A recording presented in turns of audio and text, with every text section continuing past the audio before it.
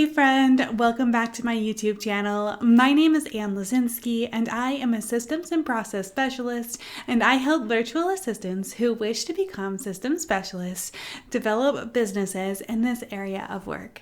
Today I'm really excited to dive into this topic that I'm super passionate about, and I really want to kind of have a discussion about this because I think it's important for you and the longevity of your business. So let's get started.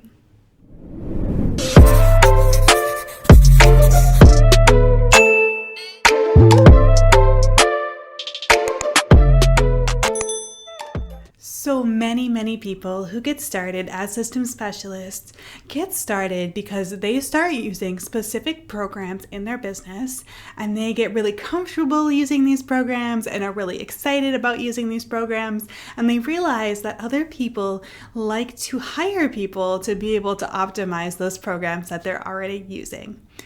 So it's very natural for system specialists to dive into these programs and to start by offering services by setting up a specific program, whether that is Dubsado or Honeybook or 17 Hats or ClickUp or Asana or whatever program you have found that you really enjoy working with. And there's absolutely nothing wrong with this. In fact, I encourage people to start off with one program because it's going to help you to get your foot in the door and build some credibility in the industry. But there is a problem that I see a lot of people running into when we are beginning to build our businesses, beginning to start creating content, trying to get more clients into our door. And this problem is that system specialists who are just starting off oftentimes start taking the identity of the program that they're working with as their own. All right, and what do I mean exactly by this? When we are working with a program, obviously we want to spread awareness about the program. We want to convert people to the program. We're really excited and probably an affiliate with the program. But as we start to develop content and as we start to get more clients, there is a really big temptation to start developing our content all around the platform that we're working on. So this covers everything from making tutorials about the program to posting content about the program to perhaps maybe even putting the name of the program in our Instagram handle. And I don't want to discourage you from posting content about the platform because there is a time and a place to be sharing information about the program. So the thing that I want to caution against, and you can definitely take an internal check to see if this might apply to you, but I really caution against having so much content on your Instagram page or your Facebook page or wherever you're creating content that if a potential customer comes to your page, that's all that's on there. And there's really no other information that could be applicable to people in other stages and other phases. And there's a few different reasons for this.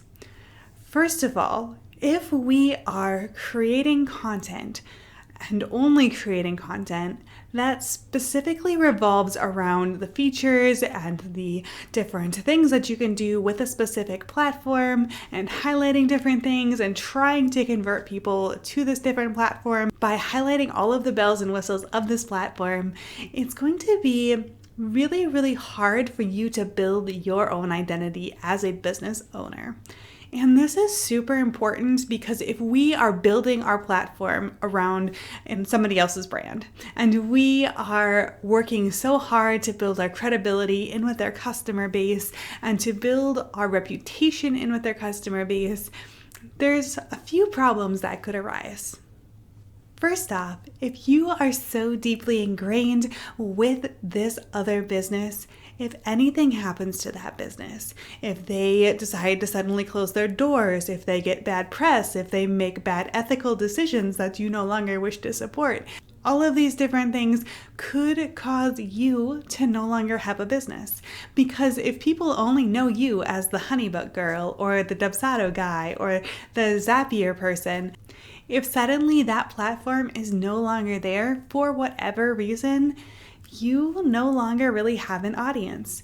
If people came to you for that platform specifically and they didn't see any other content that really connected them with you, they're no longer going to want to be in your space. They have no other connection to you. They have no other reason to be there. Second, if you are creating all of your content around that platform, there are so many people that could benefit from your skill set and the things that you have to offer that might not know about that platform yet, that might not even know to look for that platform. So if we are not creating content that's going to help nurture them to get to a place where they are able to implement those systems into their business, it's going to be really hard to grow above and beyond whatever company you're kind of working under has for their client base, all right? So those are kind of the two major problems I see when we are focusing too heavily on our content and our business identity being attached to somebody else's business, all right? If you are not the business owner, you don't know what's going to happen in a week, a month, a year. And as business owners, we want to be thinking long term.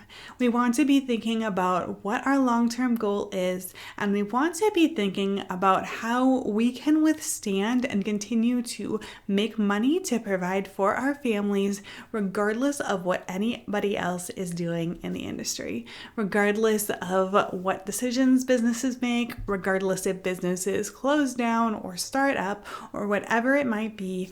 We want to make sure that our business is going to withstand whatever happens with other people's businesses, all right? So how do we do that? Because again, as I mentioned in the beginning, it's really easy as you're starting out as a system specialist to specialize in one platform and to create the content around that.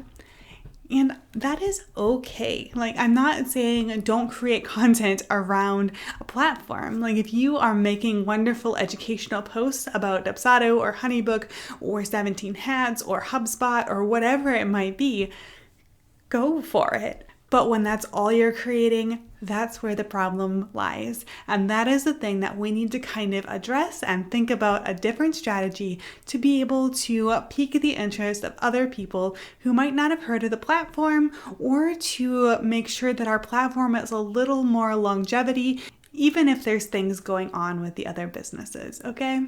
So where do we go from here? What is kind of the approach that we want to take? The first thing that I want to mention is if you have the name of the platform that you're associated with in your Instagram handle, I encourage you to change that.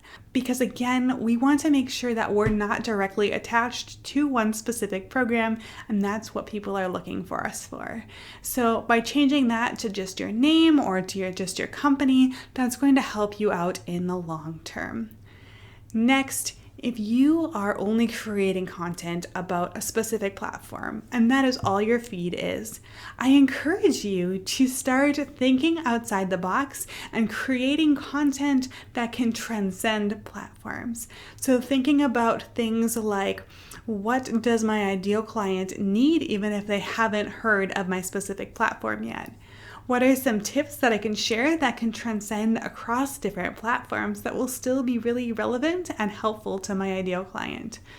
What are some other ways that I can serve my ideal client in the systems and processes area without specifically talking about this specific platform?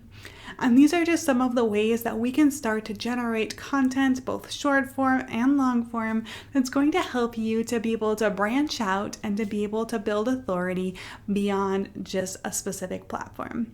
Because again, if our authority is rooted in a specific platform and only in that platform, if something happens and if they decide that they're no longer going to support us, or there's tension between us in our relationship with that company, or anything else that might potentially cause you to not be able to support that company as much as you want to, it's going to be really hard to pick yourself up from that. But if we're building up our content strategy and we are still providing value that's not platform specific while we are building our audience, it's going to increase the likelihood that people are going to stay around even if you pivot to a totally different platform, all right? So again, I just want to have a word of encouragement here that it is okay to specialize in one program. It is okay when you're first starting out to really love that program and dive deep into that program.